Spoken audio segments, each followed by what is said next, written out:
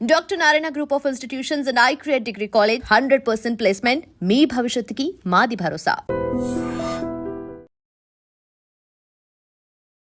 కుకట్పల్లిలో జరిగిన సహస్ర murder case అయితే మీరందరికీ తెలిసే ఉంటుంది. సో ఎంత క్రూరంగా చంపాడో 10th క్లాస్ అబ్బాయి. సో దాని గురించి ఈరోజు ఎందుకు చెప్తున్నానంటే ఒక సెన్సేషనల్ విషయం అయితే బయటకు వచ్చింది. ఆ పాపని చంపింది వాళ్ళ కొడుకే అని చెప్పేసి చంపిన వాళ్ళ మదర్కి ఆల్రెడీ తెలుసు అంట. సో తెలిసినా కానీ ఇన్ని రోజులు హోల్డ్ చేసి ఉంచింది. సో ఆ రోజు చంపిన తర్వాత ఆ రోజే అడిగిందంట, వాళ్ళ మదర్ గట్టిగా అడిగిందంట. సో అప్పుడే తెలిసిపోయింది, ఇన్ని రోజులు కాపాడుకుంది వాళ్ళ కొడుకు శిక్ష పడకుండా. అదే కన్సర్న్, అదే ప్రేమ, అదే చెడిపోక ముందు కొడుకు ఇట్లా తప్పుదోవలు పట్టి ఈ విధంగా తయారవ్వక ముందు ఉండుంటే ఈ రోజు ఇంత పెద్ద ఇన్సిడెంట్ జరిగేది కాదు. సో అసలు దాని మీద పేరెంట్స్ బాధ్యత ఎలా ఉంది? రీసెంట్గా మైనర్స్ ఇలాంటి డెసిషన్స్ తీసుకోవడం పైన, చచ్చిపోవడము, చంపడము, ఇలాంటి వాటిపైన పేరెంట్స్ ఏ విధంగా అబ్జర్వ్ చేయాలి అని చెప్పేసి కొంతమంది పబ్లిక్ అయితే అడిగి తెలుసుకుందాం. నమస్కారం అండి. చెప్పండి, ఈ సహస్ర పాప మర్డర్ కేసు తెలుసు కదా. సో చంపిన వ్యక్తి వాళ్ళ మదర్కి తెలిసినా కూడా ఇన్ని రోజులు కాపాడింది, దాని గురించి ఏమంటారు? అసలు పిల్లలకి ఫస్ట్ మెయిన్ మొబైల్స్ ఇచ్చి ఖరాబ్ చేసేస్తారు. ముందు బాధ్యత అనేది లేదు. ముందు పిల్లల్ని ఎలా చూసుకోవాలనేది వాళ్ళకి తెలియాలి, వాళ్ళు చూసుకుంటూ ఉండాలి. అంతేగాని వదిలేసి ఇష్టం వచ్చినట్టుగా మాట్లాడడం, అవి ఇవి చేయడం వల్ల ఈరోజు ఇంత దారుణం జరిగింది. ఈ ఆమె కనుక ఫస్ట్ నుంచి కనుక కరెక్ట్గా ఉన్నట్టయితే ఈరోజు ఆ పాప బతికుండొచ్చు. కానీ నేను ఒకటే చెప్తున్నాను ఏంటంటే, పిల్లల్ని కొంచెం రెస్పాన్సిబుల్గా చూసుకోవడం బెటర్ అని. ఎందుకంటే ఈ టైం బాగాలేదు, గంజాయి కొట్టుకుంటూ అది చేసి ఆ మత్తులో ఏం చేస్తున్నారో వాళ్ళకి అర్థం కాక చాలా చిరాగ్గా, అంటే పెద్ద చిన్న లేకుండా మాట్లాడటం, అసలు అదొక రకంగా ప్రవర్తించటం. మంచి చెప్పినా కాన్షియస్ గా వాళ్ళు తీసుకోవట్లేదు. పగబెట్టుకుంటున్నారు. నేనంట ఇలా అంటారా, అమౌంట్ ఇవ్వకపోతే ఏమన్నా పగలు కొట్టడం, ఇంట్లో పిచ్చి పిచ్చిగా చేయటము, లేకపోతే ఎటు వెళ్తున్నారో తెలియట్లేదు, మళ్ళీ వెళ్ళిపోయి ఫోన్ స్విచ్ ఆఫ్ చేసుకోవటం, మళ్ళీ టెన్షన్ పెట్టడం. ఇవన్నీ కాకుండా ఒక పేరెంట్స్ గా మనం రెస్పాన్సిబిలిటీగా వాళ్ళని చూసుకుంటూ వాళ్ళకి ఏం కావాలో ఇస్తున్నా కూడా వాళ్ళు ఇలా చేస్తున్నారంటే ఇంకా మనం ఎంత కేర్ గా ఉండాలో చూసుకోవాలని నేను అనుకుంటున్నాను.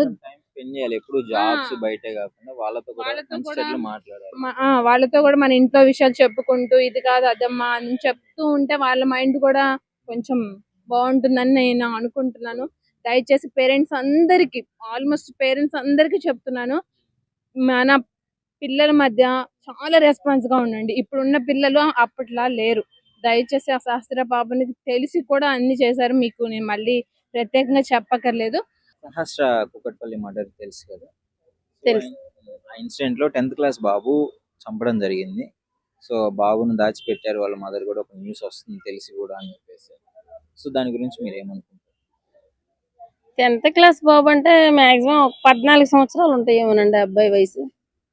14 సంవత్సరాల పిల్లోడు ఇంట్లో ఉండి స్కూల్కి వెళ్తున్నాడు, వస్తున్నాడు, రోజు ఎవరితో ఆడుతున్నాడు, తల్లిదండ్రులు ఆ మాత్రం గమనించలేదంటారా? లేకపోతే తల్లిదండ్రులే తెలిసి ఉండే కావాలని హత్య చేయించారంటారా? నాకు తెలిసి ఏంటి ఈ మధ్య కాలంలో ఎక్కువగా మైనర్లు అంటే సూసైడ్ చేసుకోవడము, ఒకటి ఇంట్లో నుంచి వెళ్ళిపోవడము, లేదా ఇట్లా మర్డర్లు చేయడము. సో ప్రాబ్లం ఎక్కడ వస్తుంది? తల్లిదండ్రుల పెంపకంలోనే వస్తుంది. పిల్లలకి స్వేచ్ఛనిచ్చేయడం వల్ల వస్తుంది. పిల్లలకి ఇప్పుడు పక్కన వాళ్ళకి పిల్లోడికి బైక్ ఉందండి, లేకపోతే ఇటు పక్క వాళ్ళ పిల్లోడికి కారు ఉంది, వాళ్ళకి 4 అంతస్తుల బిల్డింగ్ ఉంది, వీళ్ళకి 4 అంతస్తుల బిల్డింగ్ ఉంది, మనకు లేదు. ఎలా అయినా మనం సంపాదించాలి. మన కొడుకు వాళ్ళకంటే పెద్ద కారులో తిప్పాలి, లేకపోతే వీళ్ళకంటే పెద్ద బండి ఇవ్వాలి మన అబ్బాయికి. వాళ్ళ అబ్బాయి ఐఫోన్ వాడుతున్నాడు 1,00,000 రూపాయలది, మన అబ్బాయికి 2 లక్షల ఐఫోన్ కొనియాలి. అంటే మన పిల్లలు రిచ్ గా ఉండాలి సమాజంలో, వాళ్ళకంటే ఎందులోనూ తక్కువగా ఉండాలని చూసే ఎదవ మెంటాలిటీ ఉంది చూసారా? దాని వల్ల ఎలాంటి పనికిమాలని అన్ని జరుగుతున్నాయండి.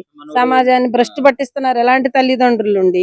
ఎవరైనా, నేనైనా, మీరైనా, ఎవరైనా సరే పిల్లలకి ఫోన్లు ఇచ్చేటప్పుడు, లేకపోతే ఫ్రీడమ్ ఇచ్చేటప్పుడు ఇవ్వాలండి. ఎక్కడ ఇవ్వాలో అక్కడే ఇవ్వాలి. అలాగని పశువుల్లాగా బంధించేసి పిల్లల్ని రూముల్లో పెట్టి, లేకపోతే అనుదినం టార్చర్ పెట్టుకుంటూ కొట్టుకుంటూ భయం చెప్పమని కాదు. ప్రతిసారి పిల్లలకి టైం ఇవ్వాలి. తల్లిదండ్రులు పనిలో పడిపోయి ఎవరి డ్యూటీలు కాళ్ళకి వెళ్ళిపోయి ఫోన్లు ఇచ్చేసి, వాడుకోవడానికి డబ్బులు ఇచ్చేసి ఎక్కువగా చూసి దాన్ని ప్రిపేర్ అయ్యి ఒక పేపర్ మీద లెటర్ రాసి మరి ప్లానింగ్ తో సహా వెళ్ళి చంపాడంట. ఆ పేపర్ మీద ప్లాన్ రాసుకుని 6 పాయింట్లు రాసుకుని మరి పిల్లని చంపాడంటే, ఈ పిల్లోడు ఎప్పటి నుంచి ఏం వీడియోలు చూస్తున్నాడు అంటే, ఏదైనా విలన్ గా ఏమైనా ట్రై చేద్దాం అనుకుంటున్నాడేమో సినిమాలో గట్లా. ముందు నుంచే రియల్ గా చేసేసాడు అనమాట. తల్లిదండ్రులు ఏం చేస్తున్నారండి, పిల్లలు చూసే వీడియోలను కూడా గమనించాలి. ఫోన్ ఇచ్చినా వాళ్ళు ఏం చూస్తున్నారు, అరే నీకు చదువుకునే ఉపయోగపడే చూడరా, లేకపోతే ఏమన్నా దేవుడి చూడు, మంచి చూడు, చెడు చూడు, ఇలాంటి చెత్త వీడియోలు నీకెందుకని చెప్పి పిల్లల్ని గద్దించాలి. మెయిన్ పిల్లల్ని తక్కువ ఫోన్ వాడేలా చూసుకోవాలి. ఫైనల్ గా ఏమంటారు ఈ ఇన్సిడెంట్ పైన ఎలాంటి జాగ్రత్త తీసుకుంటే అసలు ఇట్లాంటివి జరగకుండా ఉంటాయి అంటే చెప్పండి. ఎట్లా జాగ్రత్తలు తీసుకోవాలన్నా కూడా ఎక్కడ పెట్టి దాస్తామండి పిల్లల్ని? పిల్లలండి వాళ్ళు ఆడుకునే ఫ్రీడమ్ కూడా లేకపోతే వాళ్ళని మనం ఎక్కడ పెట్టి దాయగలం చెప్పండి? అసలు ఈ సమాజంలో కన్న తండ్రిని కూడా ఇంట్లో వదిలిపెట్టి, కన్న కూతురుని వదిలిపెట్టి వెళ్ళడానికే లేని పరిస్థితులు అయిపోయినాయి కదా. కన్న తండ్రి దగ్గరే రక్షణ లేదు ఇవాళ ఆడపిల్లకి. ఇంకెక్కడ దాస్తే, ఎక్కడ ఎలా మనం కంట్రోల్ చేస్తే ఇవన్నీ తగ్గుతాయి అంటారు? అసలు ఇది ఎక్కడుంది? తల్లిదండ్రుల్లోనే ఉంది.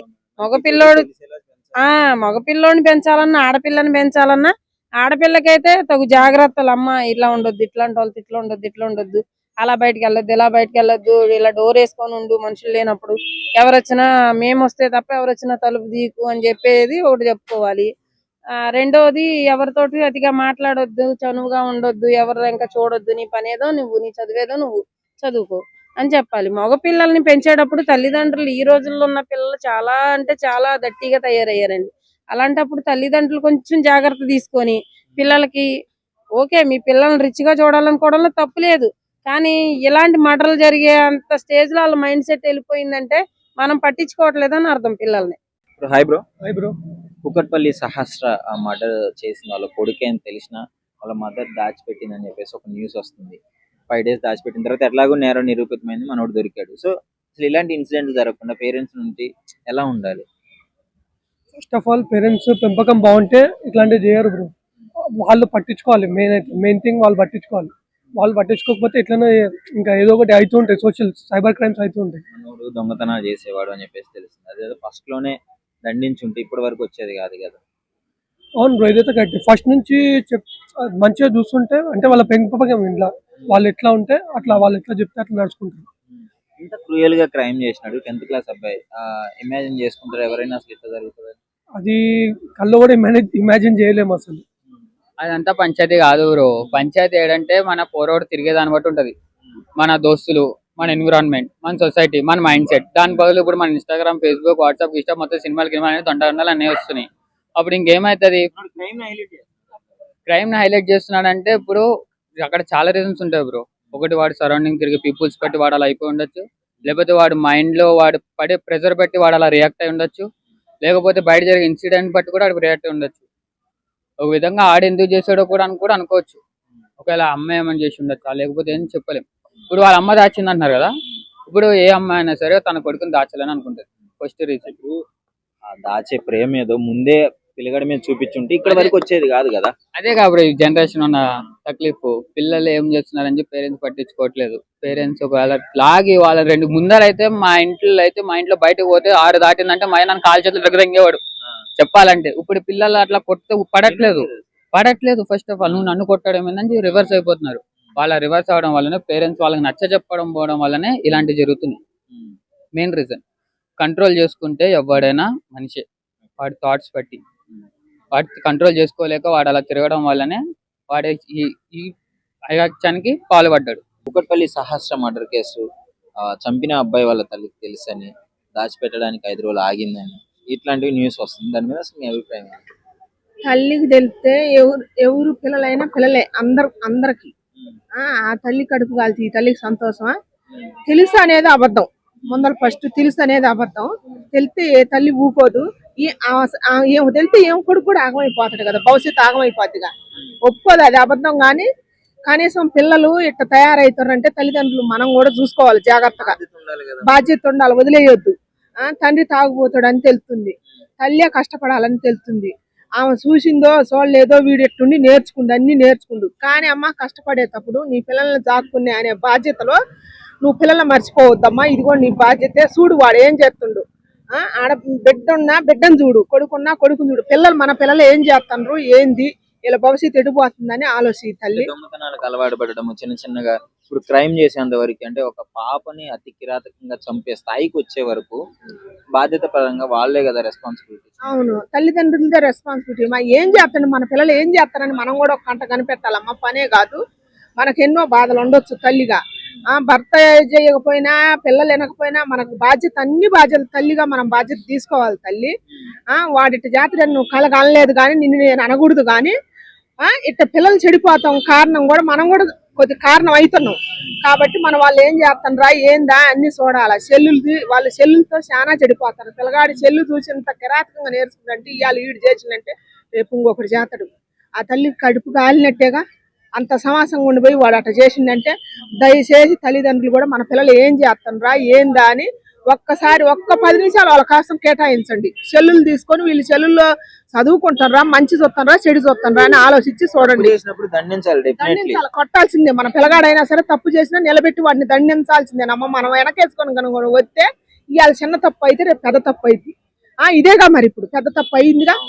నీ కొడుకు నువ్వు ఎట్ట కాపాడుకుంటూ ఇప్పుడు వాళ్ళమ్మ కడుపు కాలే ఒక పిల్లని చంపిండు, ఒక తల్లి కడుపు కాల్చిండు, ఇప్పుడు నీ కడుపు కూడా కాలిన కింద లెక్కే కదా.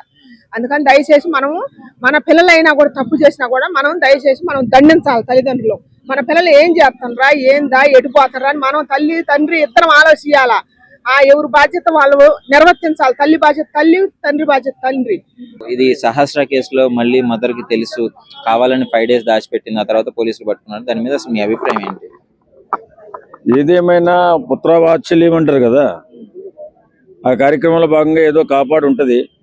ఇప్పుడున్న పరిస్థితిలో పోలీస్ కేసుని తప్పించుకోవాలంటే చాలా కష్టం. ఏ మర్డర్లు చేసినా, ఏ తప్పు చేసినా. వాస్తవంగా ఇప్పుడు తల్లిదండ్రులు బిడ్డల పట్ల చూపిస్తున్న ప్రేమ వల్ల ఆ కాపాడే ప్రయత్నంలో భాగంగా ఆమె చేసి ఉంటుంది. కానీ నిజంగా మాట్లాడాలంటే ఈ మర్డర్ కేసులో తల్లిదండ్రులు ఖచ్చితంగా శిక్షించాలి. ఇప్పుడు అదే ప్రేమ, కాపాడుకోవడానికి ఉన్న ప్రేమ కొడుకు చెడిపోతుంటే ఏమైంది? ఇప్పుడు తల్లిదండ్రులు బిడ్డల మానసిక స్థితి ఎలా ఉందో ముందుగా గుర్తించాలా, గమనించాలా. వాళ్ళు ఏం చేస్తున్నారు, ఏం చూస్తున్నారు, వాళ్ళ పరిస్థితి ఏంటి. వాళ్ళు ఏదన్నా సైకోల్లాగా మాట్లాడుతూ చెప్పిన మాట వినకుండా ఇష్టానుసారం ప్రవర్తన చేస్తున్నప్పుడు మరి వాళ్ళని ఎవరికైనా చూపించి ఆ నీరసాన్ని మరి క్లియర్ చేసుకోవాల్సిన అవసరం ఎంతైనా ఉంది. వాళ్ళ ప్రవర్తనలో తేడా ఉన్నప్పుడు కౌన్సిలింగ్ ఇప్పించాల్సిన అవసరం వాళ్ళకు ఉంది. తర్వాత ఇలా బిడ్డల పరిస్థితి బాగోలేదని తెలిసి కూడా నా బిడ్డ అని చెప్పేసి వాత్సల్యంతో ఉన్న తల్లిదండ్రులను నిజంగా శిక్షించాలి. ఇంకా అతను మానసిక పరిస్థితి బాగోలేనప్పుడు హాస్పిటల్ తీసుకెళ్లాలి కదా, కౌన్సిలింగ్ ఇప్పించాలి కదా. మరి ఇవేమి చేయకుండా ఒక పాపని జీవి తీసేంత వరకు వీళ్ళు ఆగారంటే దీనిలో తల్లిదండ్రుల పాత్ర కూడా ఉన్నట్టే అని చెప్పి మనం భావించాల్సి వస్తుంది. 10th క్లాస్ అంటే దాదాపు 15 సంవత్సరాలు అంత క్రూరంగా మెడలో కత్తులతో పొడిచి, కడుపులో పొడిచి, అంటే ఏంటి ఇంత క్రూయాలిటీ? అంటే ఒక మూవీస్ ద్వారా వస్తుందంటారా, లేదంటే తిరిగే స్నేహితుల ద్వారా అంటారా? నిజంగా ఇప్పుడున్నటువంటి యూట్యూబ్లు కానీ సోషల్ మీడియాలో కానీ ఈ మర్డర్లు కానీ వీటి గురించి క్లియర్గా ఎలా చేస్తే ఎలా తప్పించుకోవచ్చు అని కూడా చెప్తున్నారు వీళ్ళు. ఇలాగా చూస్తున్న యువత పెడదారిన పడే అవకాశం ఉంది, లేదని కాదు. ఏదేమైనా బిడ్డల పరిస్థితిని గమనించినటువంటి తల్లిదండ్రులు వాళ్ళకి చికిత్స చేయించకుండా సమాజంలో వదిలేసి ఇష్టానురీతిగా మనుషుల్ని చంపుతుంటే మళ్ళీ కాపాడాలని ప్రయత్నం చేస్తున్నారు చూడు, ఇది మాత్రం చాలా ఘోరం. నిజంగా ఈ తల్లిదండ్రులు అయితే నా దృష్టిలో ఖచ్చితంగా నేరస్తులే. ఎందుకంటే వాడి మానసిక పరిస్థితి బాగోలేదని తెలిసి వాడిని కంట్రోల్ చేయవలసింది పోయి, వాడిని తీసుకెళ్లి కౌన్సిలింగ్ ఇప్పించవలసింది పోయి, వాడిని ఆరోగ్యవంతుడిగా చేయాల్సింది పోయి, చనిపోయిన తర్వాత చంపేసిన తర్వాత మళ్ళీ కాపాడాలని ప్రయత్నం చేశారు చూడు, ఇది మాత్రం చాలా నేరం నిజంగా చెప్పాలంటే. And don't forget to subscribe to iDream. And for more videos, please subscribe to iDream. Please subscribe to iDream. Please subscribe iDream. And please subscribe to iDream. For more videos, subscribe to iDream. please like, share and subscribe to the channel. Congratulations, iDream. Subscribe to iDream. Subscribe to iDream. So subscribe to iDream Media. iDream ki iDream team andarki huge congratulations. Please subscribe iDream Media. Please subscribe to iDream. Subscribe iDream. Please subscribe to iDream. iDream అంటే నా కళల channel subscribe చేసుకున్నారు, నోరు తిరుగుతలేదు, మీరైతే గంట గుర్తు కొట్టండి. For more such videos, please subscribe to iDream. Subscribe to iDream. Please subscribe to iDream. Please subscribe iDream Media. Please do subscribe to iDream. Please subscribe to iDream Media. For best entertainment and information, please subscribe iDream.